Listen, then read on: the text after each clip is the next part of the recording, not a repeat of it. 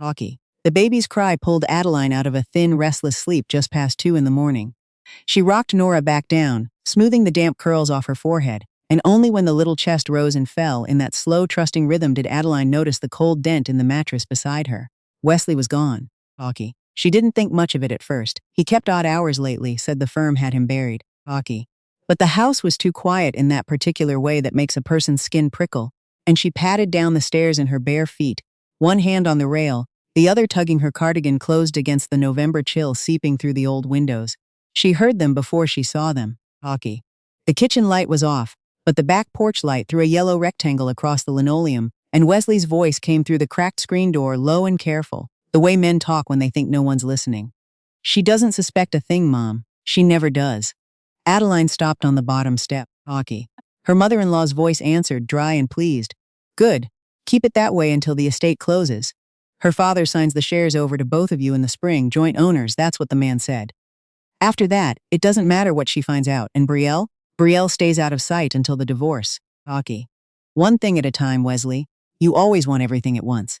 Adeline's hand went to the wall to steady herself. The shares. Her father's shares. The company her grandfather had built from a single delivery truck. The thing her parents had spent 40 years protecting so it could pass to her and someday to Nora. Hockey. And Wesley and his mother had been sitting in her kitchen, in her house, doing math on it like it was already theirs. She didn't make a sound. That was the strangest part to her later. How still she stayed when everything inside her had gone to glass and shattered. Hockey. She climbed back up the stairs, one slow step at a time, slid under the covers, and lay there with her eyes open until the porch door clicked shut, and Wesley's weight settled in beside her, and his breathing went deep, and even within minutes. The man who had just talked about discarding her slept like a child. Hockey. She stared at the ceiling until the gray light came. By the time the sun was up, she had already decided 2 things. The first was that she would not say a single word she didn't have to. The second was that she would not be poor when this was over. Hockey. She got up before the alarm and made coffee, and when Wesley came down she had his travel mug ready, and a smile on her face that cost her more than he would ever know. Hockey. He kissed her cheek on his way out and told her not to wait up the firm again, and she said of course, drive safe, and watched his taillights disappear down the street. Hockey. Then she stood at the kitchen window for a long minute, both hands wrapped around her own cup, and let herself feel exactly one thing all the way through before she put it away. She was completely, terrifyingly alone in this, and she was going to have to be smarter than all of them. Hockey. Gloria came downstairs at 9, already dressed, already disappointed. There you are. I thought you'd sleep till noon again. Morning, Gloria. Adeline kept her voice even. She had learned years ago that the woman fed on reactions the way some people feed on sugar. Nora's bottles need washing. Hockey. And the bathroom upstairs is a disgrace. I don't know what you do all day. Gloria settled into the good chair and reached for the remote. When I was raising Wesley, I kept a spotless house and I worked. You young women have it easy and you still complain. Adeline used to argue. Hockey. Used to cry in the laundry room afterward where no one could hear. This morning she just nodded and said, I'll take care of it, and meant none of it. Because she had spent the dark hours of the night doing something she hadn't done in 3 years. She had thought about herself. Hockey. The thing nobody outside that house understood was how slowly a person can be made small. When Adeline married Wesley, she had been a pediatric nurse, good at her job 3 years from her bachelor's, with friends and a paycheck and a car that was hers. Hockey. Then Nora came early and difficult, and Wesley said, why work yourself sick when I make enough? And Gloria said a child needs her mother home. Hockey. And somewhere in the exhaustion of those first months, Adeline had let her license lapse and her savings drain, and her world shrink to the 4 walls of this house, and the grocery money Gloria counted out onto the kitchen counter twice a week. $40. Sometimes she asked for the change back. Hockey. So Adeline was not, despite what Gloria thought, a stupid woman. She was a tired one, and a tired woman who has finally seen the whole shape of the trap moves differently than a frightened one. She called Camille that afternoon while Gloria was at her hair appointment and Nora was down for a nap. Hockey. Camille had been her closest friend since nursing school, the kind who said the hard thing to your face and showed up with wine in a casserole when it landed. I need you to listen and not get loud, Adeline said quietly. Because if you get loud, I'll cry, and I can't afford to cry right now, she told her. The porch. Hockey. The shares. Brielle, whoever Brielle was. The plan to ride out the spring and then file. Camille was silent for so long that Adeline checked the phone hadn't dropped.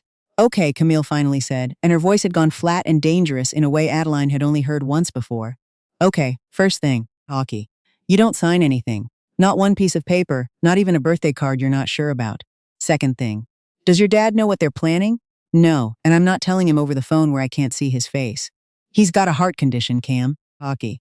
I tell him wrong and it's a hospital visit. Then you tell him right, and soon. But before that, Camille exhaled. Before any of it, you need money that's yours and a lawyer who's yours, and you need both of them invisible. You hearing me? Hockey. Invisible. That was the word that organized the next 11 weeks of Adeline's life. Invisible. She started small because small was all she had.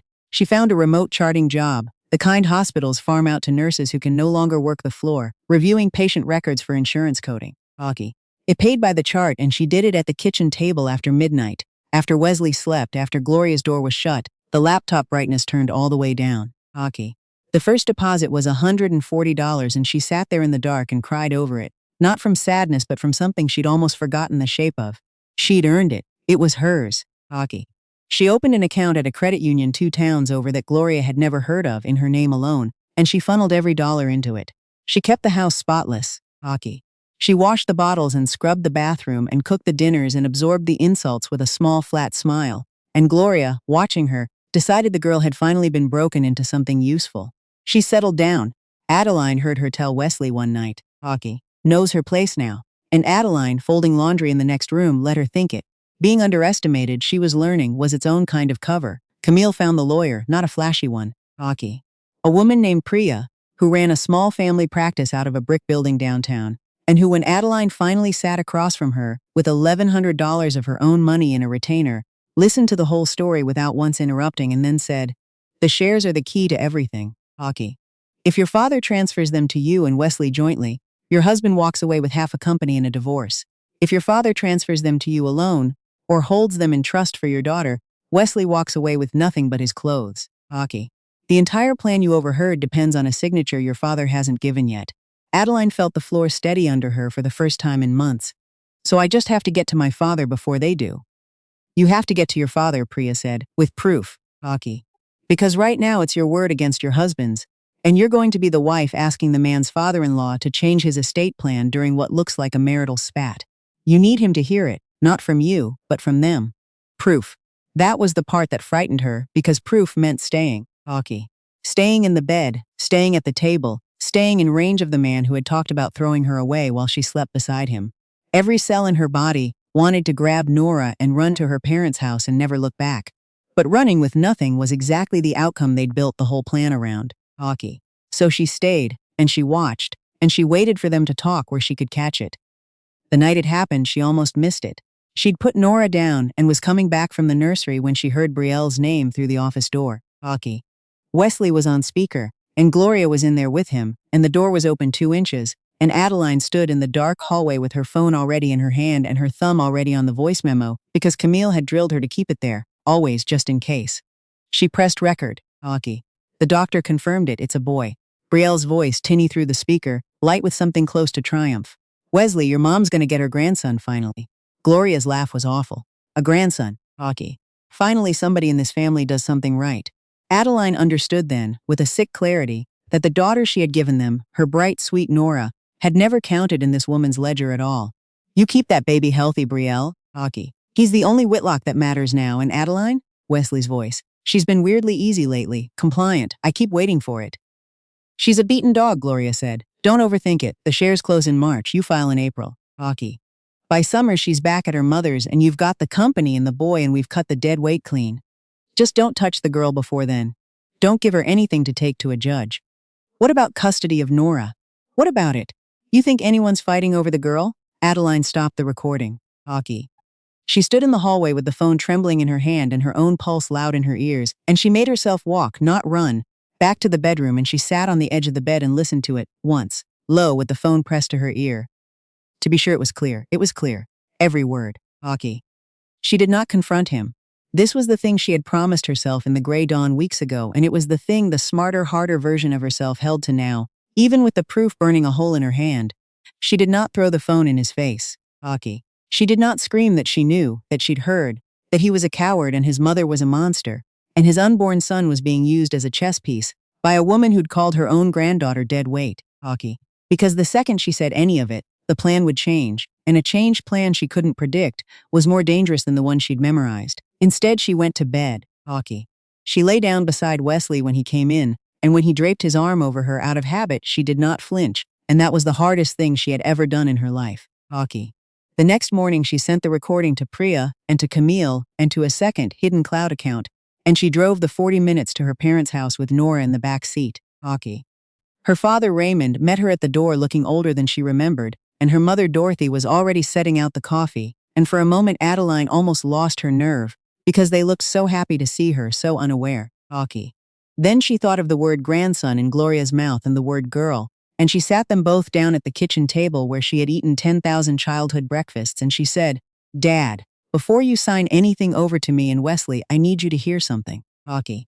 "And I need you not to get up and not to get angry because your heart can't take it, and I need you here. I need you for what's coming." She played the recording. She watched her father's face go through it the way you watch a building come down, slow and then all at once. When it ended, he was very still. Hockey. Her mother had a hand pressed to her mouth. And then Raymond said the thing that broke Adeline open after 11 weeks of holding herself together, said it quietly, looking at his hands. "I gave you to him. I walked you down and I gave you to him and I thought he was a good man." He looked up. Hockey. "Why didn't you come to me sooner, sweetheart?" "Because I didn't have anything yet," she said. "And you raised me not to come to a fight with empty hands." Something moved across his face that might have been grief and might have been pride. Hockey. "Your grandfather used to say that." He stood slowly and Dorothy half rose to steady him, but he waved her off. "Nobody's signing anything over to that boy. The shares go to you, Adeline. Held in trust for Nora with you as trustee. I'll call the lawyer today." His jaw set. Hockey. "And then we are going to make sure that woman and her son never see a dime of 40 years of my father's work." It moved fast after that, the way things do once the right people finally know. Priya filed before Wesley had any idea. Hockey. By the time he was served, the shares were already locked in an irrevocable trust in Nora's name, untouchable, with Adeline as sole trustee and not one line of ownership in his. The divorce petition named the affair, named Brielle, attached the recording as evidence of fraud and intent. Hockey. And the custody filing, the one Gloria had laughed about, came with a forensic accounting of every dollar Gloria had skimmed off Wesley's paychecks, and the grocery money she'd doled out and demanded back, painting in cold numbers the financial control that a judge would read as exactly what it was. Hockey. He came home the night he was served and Adeline was already gone. She had moved out 3 days prior, quietly, while he was at the firm and Gloria was at her standing hair appointment, taking nothing but her clothes, Nora's things, and the laptop that held 3 months of her own honest work. Hockey. She left the spotless house spotless. She left her wedding ring on the kitchen counter where Gloria used to count out the grocery money. The phone calls started within the hour. She didn't answer them. Hockey. Camille had warned her there would be a stretch where he ran the full menu, rage, then tears, then bargaining, then rage again, and there was. Hockey. Wesley left a voicemail begging, then a text threatening, then a voicemail crying that he'd made a mistake, that Brielle meant nothing, that they could fix it, that he'd send his mother away. Adeline listened to none of them past the first few seconds. Hockey. She forwarded them all to Priya, and she blocked the number and she slept. For the first time in months, the deep dreamless sleep of someone who is no longer lying down next to the thing that frightens her. Gloria's call she did pick up. Once. Hockey. She wanted to hear it, she admitted to Camille later, "The way you press on a bruise." "You ungrateful little snake," Gloria hissed. "After everything this family did for you. You'll be back on the street in a month." Hockey. "You can't survive without my son, you've never worked a day." "I've worked every day since November, Adeline, while you slept. I have my own income, my own lawyer, my own account, and my father's company is in a trust your son will never touch." Hockey. "The grandson you're so proud of?" She paused, and for the first time in 3 years she let the woman hear her smile. "He's going to grow up with a father in legal trouble and no inheritance, because the only Whitlock money there ever was came from my side, Gloria." Hockey. "From the girl you called dead weight." She hung up before the woman could answer, and she did not pick up again. Hockey. "The divorce was not quick, because Wesley fought it, and his lawyer was expensive and aggressive, and there were months of filings and one ugly mediation where Wesley wept and called her cruel, and Adeline sat with her hands folded and let Priya do the talking. But the recording was the recording. Hockey. Intent to defraud established in his own voice and his mother's. The affair documented, the financial abuse line by line. By the time it was done, Wesley walked away with his car, his clothes, and a child support obligation for the daughter he and his mother had never bothered to want. The shares were Nora's. Hockey. The trust held. Brielle's son was born that summer, and within a year a paternity question Adeline had nothing to do with, and learned about secondhand, revealed the boy wasn't even Wesley's. And Gloria's grand dynasty of a grandson collapsed into a custody and support fight of its own. Hockey. The whole machine she'd built turning on its maker. Adeline felt no triumph when she heard it. Mostly she felt tired, and then slowly she felt free. It was Priya, of all people, who reminded her she was still young. Hockey. They were finishing the last of the paperwork in the brick building downtown, and Priya slid the final folder across and said, "You did everything right, you know." Most people in your position panic. They confront, they run, they hand the other side exactly what they're looking for. You stayed cold long enough to win. Hockey. That's rare. She paused. Whatever made you that strong, I hope you remember it's there, even when you don't need it anymore. Adeline thought about that on the drive home. Home being a small, bright rented house now, hers, with a yard for Nora and a kitchen where nobody counted out her money. Hockey. She had re-enrolled to finish her degree, going back to the floors part-time at the children's hospital. And the first morning she'd pulled on her scrubs, she'd stood in front of the mirror and not recognized the woman looking back. Because the woman looking back was awake. She wasn't looking for anyone. Hockey. She wanted that on the record in her own head, because the way it happened sounded too neat otherwise. Hockey. But a year and some months after the divorce was final, she took Nora to the pediatric clinic for a checkup, and the new attending, who came in to consult on a referral, was a man named Theo who looked at her twice, then a third time, and then said, "Addie? Adeline Reyes?" It was her maiden name. Hockey. Nobody had called her Reyes in years. Hockey. He had been 2 years ahead of her in the nursing program. Before he'd gone back for his MD, the quiet one who always knew the answer and never raised his hand, who'd carried her books to her car exactly once during a thunderstorm in their second year, and never said the thing she'd half suspected he wanted to say. Hockey. He'd heard, years later, through the small world of people who'd known them both, that she'd married and dropped out and disappeared into a difficult marriage, and he'd kept his distance the way decent men do, until the small world told him she'd gotten out.